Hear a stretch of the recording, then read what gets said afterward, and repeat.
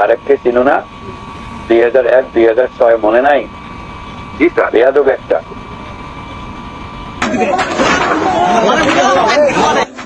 শুরুতে আমি যে ছবিটি দেখিয়েছি সেটির জন্য আমি দুঃখিত। আমি এভাবে কাউকে অপমান করা হোক সেটা ব্যক্তিগতভাবে সমর্থন করি না, কিন্তু আমি ছবিটা আপনাদের দেখালাম এ কারণে যে দেখুন, বঙ্গবন্ধুকে যারা অপমান করেছে, বঙ্গবন্ধুকে মুছে ফেলার জন্য 32 ভেঙেছে, বঙ্গবন্ধুর ভাস্কর্য ভেঙেছে, স্বাধীনতার মুরালগুলো নিশ্চিহ্ন করে দিয়েছে, ইতিহাস কিন্তু খুব দ্রুততম সময়ে তাদের ফিরিয়ে দেওয়া শুরু করেছে। আজকে জিয়াউর রহমানের ছবি পদদলিত করছে এই বিএনপি, এদেরই রাজনৈতিক সহযোদ্ধারা।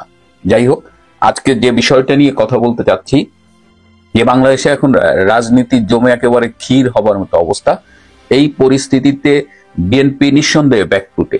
বিএনপির ভারপ্রাপ্ত চেয়ারম্যান তারেক রহমান গত শুক্রবার রাতে বাংলাদেশের এই দখলদার প্রধান উপদেষ্টা ডক্টর ইউনূসকে ফোন করেছিলেন এবং তিনি ফোন করে বেশ কিছু বিষয়ে কথা বলেছেন। ডক্টর ইউনূসে উত্তর দিয়েছেন। আমি জাস্ট সামারিটা বলবো যে তিনি বলেছেন যে এই যে সারা দেশ জুড়ে হঠাৎ করে একটা বিএনপি বিরোধী যে আন্দোলন শুরু হয়েছে, তারেক রহমান মনে করে যে এর পেছনে ইউনূস সরকারের মদত রয়েছে। এবং তারেক রহমান আরো বলেছেন যে আমি তো সরকারকে, মানে আপনার সরকারকে অপরাধীদের গ্রেপ্তার করতে মানা করিনি, কিন্তু আপনারা কেন করছেন না? এবং এই যে সবকিছু হচ্ছে বর্তমানে, এটি একটি ষড়যন্ত্র এবং নির্বাচন বানচালের ষড়যন্ত্র, যাতে নির্বাচনটাকে দীর্ঘায়িত করা যায় এবং ক্ষমতা কন্টিনিউ করা যায়। এবং তারেক রহমান এও বলেছেন যে আমি তো আপনাকে 200 কোটি টাকা পাঠাতে বলিনি, আপনি এটি পাঠানোর ব্যবস্থা করেছেন এবং ইউনূস সেন্টারের মাধ্যমে সেটি আবার ফাঁস করে দিয়েছেন। তারেক রহমান আরো বলেছেন যে এটা হলো বিএনপিকে ফাঁদে ফেলে নির্বাচন না করার ষড়যন্ত্র। তারেক রহমান লন্ডনে ডক্টর ইউনূসকে বলেছিলেন যে এইভাবে যদি সরকার ব্যর্থ হতে থাকে তাহলে সেটি শেখ হাসিনার প্রত্যাবর্তনকে ত্বরান্বিত এবং নিশ্চিত করবে। কথোপকথনের এক পর্যায়ে ডক্টর ইউনূস বলেছেন যে আপনার দলের চাঁদাবাজি এবং সহিংসতার দায় সরকার কেন নেবে? এবং নির্বাচন অনুষ্ঠানের প্রশ্নে ডক্টর ইউনূস বলেছেন যে আমি তো ডিসেম্বরের মধ্যে নির্বাচন অনুষ্ঠানের প্রস্তুতি নিয়ে রাখবার কথা বলেছি, এখন নির্বাচন কবে হবে সেটা দেখা যাবে। তো এই আলোচনার মধ্যে গতকাল আমরা দেখলাম যে গুলশানের লেক শোর হোটেলে তারেক রহমান জুলাই আগস্টের শহীদ পরিবারের সদস্যদের সাথে কথা বলেছেন এবং সেখানে তিনিও একই টোনে কথা বলেছেন। এবং বিএনপি, তারেক রহমান তারা অনুধাবন করতে পারছেন যে তাদের বিরুদ্ধে একটা ষড়যন্ত্র শুরু হয়েছে। এবং গতকাল ঠাকুরগাঁয়ে বিএনপির মহাসচিব মির্জা ফখরুল ইসলাম আলমগীরের ভাই মির্জা ফয়সালের গাড়ি বহরে হামলা হয়েছে, তার গাড়ি ভাঙচুর করা হয়েছে। গতকাল সারা দেশে 8টি স্থানে বিএনপির অফিস ভাঙচুর করা হয়েছে অথবা আগুন দেওয়া হয়েছে। ঢাকার খিলক্ষেত, ঝিনাইদহ, কুমিল্লা, এরকম বিভিন্ন জায়গা থেকে মোট 8টি জায়গা থেকে খবর এসেছে। আবার ঢাকা শহরে সহ বাংলাদেশের বিভিন্ন শহরে মিছিল হয়েছে। আমাদের যারা ইসলামপন্থী দল তারা বিশাল বিশাল মিছিল করেছে। বগুড়া, তারেক রহমানের নিজের শহর, সেইখানে একটা ইসলামপন্থী দলের নেতার বক্তৃতাটা খুবই গুরুত্বপূর্ণ। আমি আপনাদের এই কয়েকটা ক্লিপ পরপর শোনাবো যাতে আপনারা একটু শুনতে পারেন, তারপরে আমি আবার বাকি আলোচনাগুলো করব। জনাব তারেক রহমান সাহেব দেশ চালান বিদেশ থেকে, দেশের খবর রাখেন না, স্বপ্ন দেখেন নেতা হওয়ার, পিটন খাওয়ার ভাগ নিবেন না। একবারে পিটনে দেশ ছাড়লেন, এইরকম নেতার দ্বারাই তো দেশ চলবে, তাই না? নিজের দলের কর্মীদেরকে থামানোর সাহস আর বুকের মধ্যে নেই, এ আবার দেশকে থামাবে কি করে? এমন পাগলদের কাছে দেশ দেওয়ার জন্য আবার জরিপ করে পত্রিকাওয়ালারা। এমন জ্ঞান পাপীদের কাছে আমাদের লজ্জা হয় কথা বলতে। বিএনপির তো ভাগার কোনো দেশও নেই, আগেই পোর্ট আউট। এই জন্য তোমরা আরো সাবধান হয়ে যাও। বঙ্গোপসাগর পাড়ি দিতে পারবে তো? হুজুরদের পাগড়ি দেখেছো, পাগড়ি যদি মাজায় বাঁধা হয় 24 ঘন্টা সময়ের মধ্যে তোমাদের কালো হাত ভেঙে দেওয়া হবে ইনশাআল্লাহ। কি মনে করেছো নিজেদেরকে ক্ষমতার গ্রহণের আগে? নিজেদেরকে কি মনে করো? তোমাদের আমলে দেখেছি দেশ কয়বার চ্যাম্পিয়ন হয়েছে দুর্নীতিতে। সেই স্বপ্ন দেখো না, ভুলে যাওয়ার সালের কথা। এখন 24 সাল পেরিয়ে 25, এখন সন্তান হয়েছে তার যৌবন কাল। সুতরাং পাগলামো করার আগে 10 বার ভেবে ওঠো। কোন বিএনপি আওয়ামী লীগ সরকারের আন্দোলন আছে আমাদের বিরুদ্ধে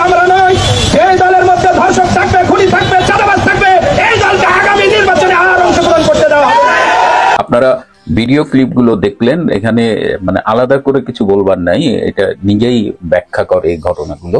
এদিকে জাতীয় নিরাপত্তা উপদেষ্টা ডক্টর খলিল ব্যক্তিগত আলাপচারিতায় জানিয়েছেন যে বাংলাদেশে, তিনি প্রশ্ন করেছেন যে বাংলাদেশে আসলে নির্বাচন হবার মতো পরিস্থিতি কি আছে, এবং তিনি বলেছেন, তার একটা মতামত দিয়েছেন, বাংলাদেশে আসলে এই ফেব্রুয়ারি বা খুব দ্রুত কোনো নির্বাচন হবে না, অথবা হতে দেওয়া হবে না। So this is very alarming, যে নির্বাচন হতে দেওয়া হবে না। তার মানে আমরা যে বলছিলাম যে 13ই জুন যে লন্ডনে তারেক রহমান ডক্টর ইউনূসের সাথে মিটিং এ বসেছিলেন, সেদিনই তিনি মানে ষড়যন্ত্রের ইউনূসের ফাঁদে পা রেখেছেন, এবং বর্তমানে বিএনপি গভীর খাদে নিমজ্জিত। বিএনপি গত 10 মাসে নিজেদের মধ্যে মারামারি করে 43 জন নিহত হয়েছে, মানে নিজেরাই মারামারি করছে, এবং 43 জন, এবং বিভিন্ন শহর থেকে খবর পাচ্ছি। আপনারা জানেন যে চাঁদপুর শহরটার ব্যাপারে আমার একটা ব্যক্তিগত আগ্রহ আছে, কারণ সেখানকার এমপি ছিলেন ডক্টর দীপুমণি। দীপুমণি আপা আমার বড় বোনের মতো, আমার মেডিকেল কলেজে 2 বছরের সিনিয়র ছিলেন। তো ন্যাচারালি আমি 2018 সালে তার নির্বাচনী প্রচারণায় গিয়েছিলাম। সেইবার তার সাথে প্রতিদ্বন্দ্বিতা করেছিলেন বিএনপির ফরিদ আহমেদ মানিক, যিনি কাকড়া ব্যবসা করেন বলে কাকড়া মানিক হিসেবে পরিচিত, এবং কাকড়া মানিকের বাসাটা দীপুমণি আপার বাসার তখন কাছে ছিল, বাসা অথবা নির্বাচনী প্রচার কার্যালয় যে কোনোই হোক কাছে ছিল। এবং তখন আমি দেখেছি যে এই মানিক অনেকখানি সন্ত্রাস নির্ভর একজন রাজনৈতিক নেতা, এবং যদি ভুল না জানি তিনি সম্ভবত বর্তমানে চাঁদপুর বিএনপির সভাপতি। তো আমি দেখলাম যে 5ই আগস্টের পর থেকে প্রতিটা ব্যবসায়ীর দোকানে তালা লাগানো হয়েছে, এবং প্রতিটা ব্যবসায়ীর কাছ থেকে এই লক্ষ লক্ষ টাকা চাঁদা নেওয়া হয়েছে।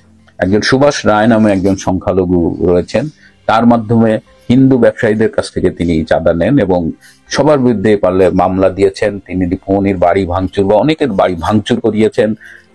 আদালতে ফরিদ আহমেদ এই কাকড়া মানিকের নিজস্ব আইনজীবী ছাড়া কেউ মানে আসামিদের পক্ষে দাঁড়াতে পারে না, এমনকি তিনি কয়েকজন আইনজীবীকেও জেল খাটিয়েছেন। তো এরকম কাকড়া মানিক প্রত্যেকটা 64টা জেলায় এইসব কাকড়া মানিকেরা ছড়িয়ে ছিটিয়ে আছেন। তো এরকম কাকড়া মানিকদের খপ্পরে পড়ে দলটা টোটালি নিয়ন্ত্রণহীন হয়ে গেছে, এবং কথা উঠেছে যে পল্টনে চাঁদা নিয়ে সেটা লন্ডনে পাঠানো। তো যে দলের নেতা, যে দলের প্রধানের সম্পর্কে দেশবাসী এবং তার দলীয় নেতাদের ধারণা যে তিনি চাঁদাবাজি লন্ডনে বসে করতেন, সেই দলের যারা বাংলাদেশে আছেন বিভিন্ন পর্যায়ে, তারা কি মুখে ফিডার দিয়ে দুধ খাবেন? আমি বিএনপির একজন কেন্দ্রীয় নেতার কথা শুনলাম, যাকে মোটামুটি ক্লিন ইমেজের কথা বলে জানা যায়। তিনিও নাকি এই 11 মাসে 300 থেকে 400 কোটি টাকার মালিক হয়েছেন।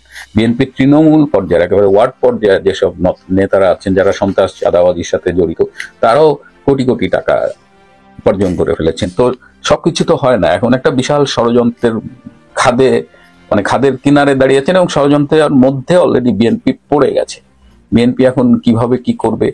বিএনপি তো আমরা দেখলাম যে তারা একটা জিনিসে খুব আনন্দিত ছিল, যে আওয়ামী লীগ সাইজ করতে পারছে। বিএনপি আওয়ামী লীগ নিষিদ্ধকরণে লিখিত সম্মতি জানিয়েছে। বিএনপি সালাউদ্দিন আহমেদ আওয়ামী লীগের বিরুদ্ধে গুমের মামলা করেছে।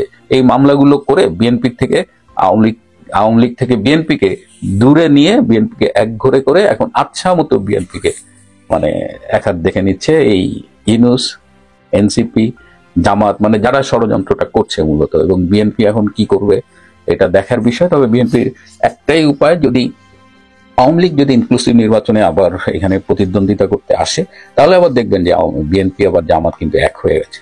কিন্তু সেটা আওয়ামী লীগের প্রত্যাবর্তন যদি নিশ্চিত না হয়, এই বিএনপিকে এবার খেয়ে দেওয়ার জন্য আপ্রাণ চেষ্টা করবে। এবং সব শেষে আমি আপনাদের একটা টেলিফোন আলাপ শোনাবো, যে ডক্টর ইউনূস এবং আসিফ নজরুলের মধ্যে একটি টেলিফোন আলাপ। আমি তো আর বিবিসি নই যে এটা আমি কোথাও পাঠিয়ে ভেরিফাই করে নেব, তবে আলাপটা কিন্তু খুব গুরুত্বপূর্ণ। ডক্টর ইউনূস কি আসলেই চান তারেক রহমান বাংলাদেশে ফিরে আসুক? আপনারা ভিডিও ক্লিপটি দেখেন। তো তার আগে আজ এ পর্যন্তই। ভালো থাকবেন, সুস্থ থাকবেন, তার চেয়েও জরুরি হলো নিরাপদে থাকবেন। সবাইকে অনেক ধন্যবাদ। তারেককে চিনো না? 2001, 2006 মনে নাই?